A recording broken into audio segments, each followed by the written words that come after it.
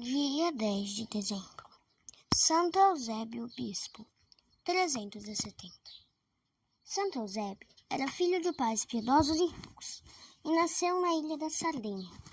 Instruído nas ciências sacras e profanas em Roma, foi incluído no clero romano, quando São Silvestre governava a igreja.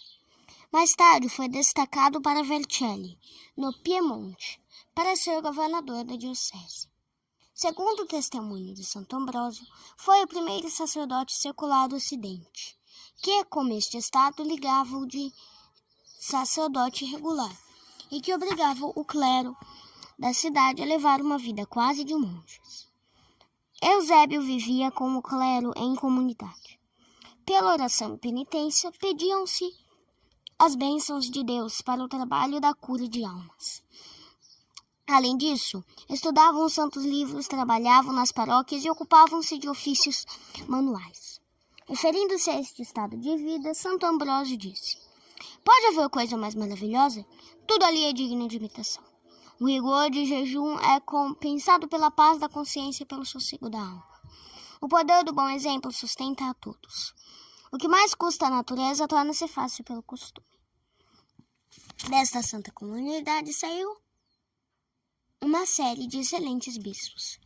Esta vida em comum preparou Eusébio para as lutas que o esperavam e deu-lhe força para sair vencedor de todas. Já em 355, apareceu a primeira dificuldade, quando o imperador Constâncio convocou o Concílio de Milão, ao qual Eusébio se negou a comparecer, prevendo a preponderância dos elementos arianos. Só quando recebeu o convite escrito do imperador, dos bispos arianos e católicos, prontificou a sair, mas com a declaração de que agiria segundo a sua consciência e os dictames da justiça. Esta declaração determinou os membros do concílio a dar-lhe acesso às sessões, bem como ao legado do Papa, só no 10º dia, quando não havia mais nada a recear de sua presença. Ainda assim exigiram que assinasse uma bula, que continha a excomunhão de Santo Atanásio, a que se opôs enérgica e resolutamente, apelando para a Assembleia, que devia respeitar as resoluções do Concílio de Nicéia.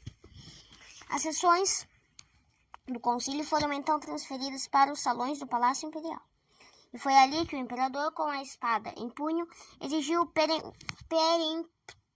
peremptoriamente que assinasse aquele documento. Eusébio negou ainda a assinatura, o que lhe determinou a prisão e o exílio para Citópolis, na Palestina. Os católicos viram no gesto do imperador o triunfo da fé católica e deram a Eusébio as provas mais claras e comoventes de solidariedade e edificação. Em Citópolis, teve de sofrer muitas contrariedades por causa do bispo ariano daquela cidade.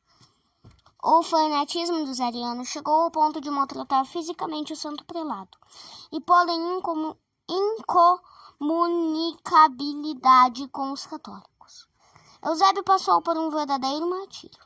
O consolo do santo prelado era o amor dos católicos, que o acumulavam de atenções, sempre que podiam, e a visita de Santo Epifânio. Os arianos, porém, não o deixavam em paz. Se por algum tempo conseguia livrar-se da prisão, outra mais apertada se lhe abria. Assim aconteceu que, arrebatado dos católicos, ficasse preso, incomunicável, durante 6 dias sem se alimentar. O alimento que os arianos lhe ofereciam rejeitavam, e aos católicos era impossível chegar aonde estava. No 6º dia, os católicos apareceram em grande número, e com veementes protestos e grandes ameaças, exigiram a libertação do bispo. De Citópolis, Eusébio foi transportado para Capadócia, e de lá para Tebaida, onde permaneceu até a morte do imperador Constâncio, em 361. Sob o governo de Juliano Apóstata, os bispos católicos exilados tiveram liberdade de voltar para as dioceses. Depois de uma expatriação de 6 anos, Eusébio foi a Alexandria, onde Santo Atanásio realizava um concílio, a que assistiu, para depois se dirigir a Antioquia, onde reinavam graves dissensões entre os católicos. Deixando Antioquia, visitou quase todas as igrejas do Oriente, confortando os católicos, animando os fracos e chamando os separados ao seio da igreja. Igual apostolado desempenhou na Ilíria, onde o arianismo tinha produzido lamentáveis estragos. Por fim chegou à Itália, onde teve uma recepção estrondosa, em que tomaram parte os colegas do episcopado e o povo. Em companhia de Santo Hilário, bispo de Poitiers, começou o apostolado da unificação das igrejas. Eusébio e Hilário contestaram a legitimidade do bispo ariano Auxêncio em Milão. Nada, porém, conseguiram, porque Auxêncio soube habilmente enganar o imperador Valentiniano e alguns bispos. Depois de tantos trabalhos e lutas, Eusébio retirou-se para sua diocese de Vercelli, onde encontrou tudo em boa ordem, graças ao zelo do clero, principalmente a boa vigilância de Gaudêncio. Não tardou muito que Deus chamasse ao seu fiel servo ao bem merecido repouso, em 370. Por causa dos grandes sofrimentos por que passou Santo Eusébio em defesa da fé, deu-se-lhe o título de mártir. Reflexões. Como é admirável a firmeza de Santo Eusébio nas lutas, nas dificuldades, nas perseguições. Desta firmeza, o católico deve procurar ter uma boa parcela. Muitas vezes se vê o contrário. Se vem uma contrariedade, é fácil ouvirem-se palavras de desânimo, as queixas contra Deus e até ameaças de abandonar a religião.